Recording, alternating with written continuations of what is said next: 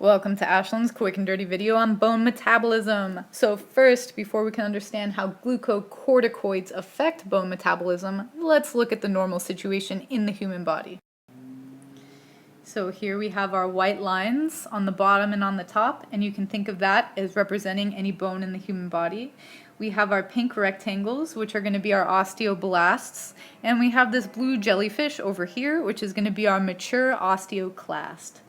Just as a quick reminder, the osteoblast is going to be the builder of our human bone, and the osteoclast is going to be that catastrophic cell which literally chews holes into our bone. Okay, so it reabsorbs all of our bone there.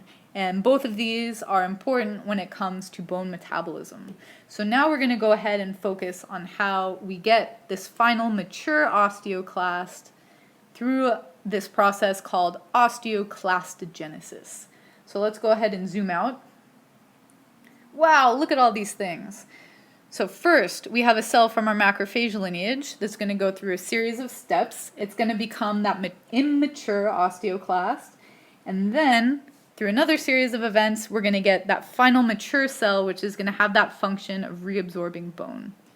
So, for the purposes of this talk, I'm going to focus on how the osteoblast actually helps facilitate and regulate that process over there. So let's zoom in really quick, and we see these red circles that are actually being produced by our osteoblasts. We're going to call it rank ligand. So the rank ligand that's produced by the osteoblasts is actually going to bind to something known as the rank receptor.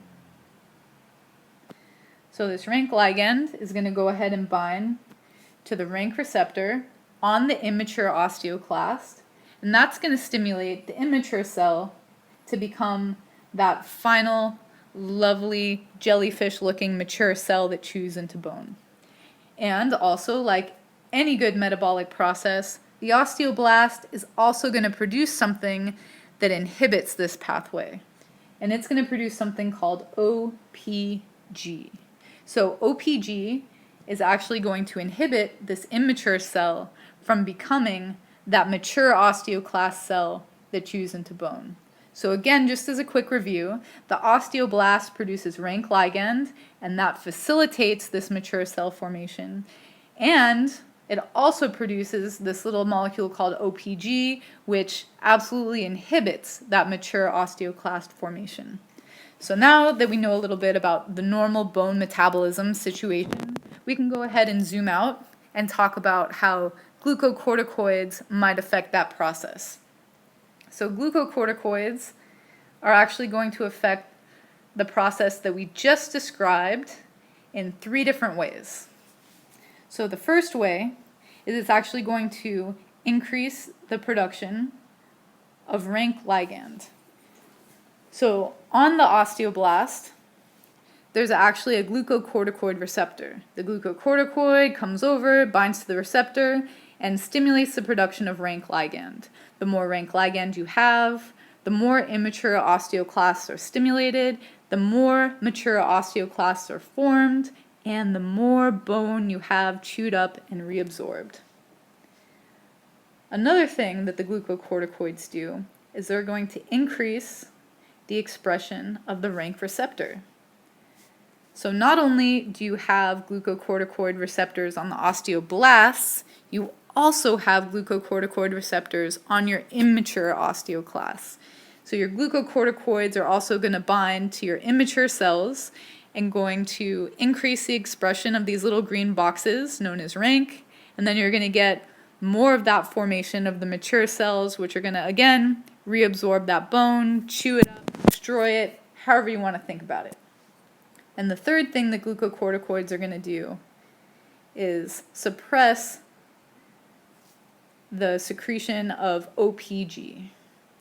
And so OPG, again, was the thing that the osteoblasts were producing to inhibit immature progression into a mature osteoclast. So if you inhibit this inhibitor, you're going to actually allow more mature osteoclasts to be formed. So essentially, in a nutshell, these three ways that glucocorticoids affect this pathway over here, it's all going to favor bone reabsorption, which is why glucocorticoids are often associated with bone fractures and a ton of other things. And we're actually just going to very quickly go through a few other ways in which glucocorticoids not only stimulate bone reabsorption, but also inhibit the production of bone.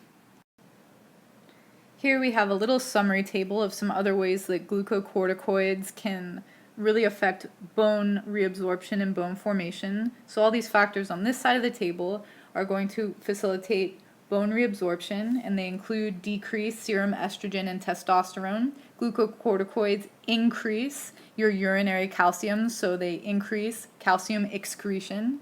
They decrease calcium absorption by your GI tract, and these two things here are going to result in that increased production of parathyroid hormone, and that's going to facilitate bone reabsorption.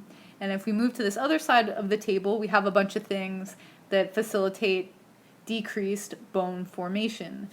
So glucocorticoids also have direct action on bone cells that we have not talked about, and this includes inhibition of osteoblast formation as well as apoptosis of osteocytes, so we can imagine that decreases the bone formation.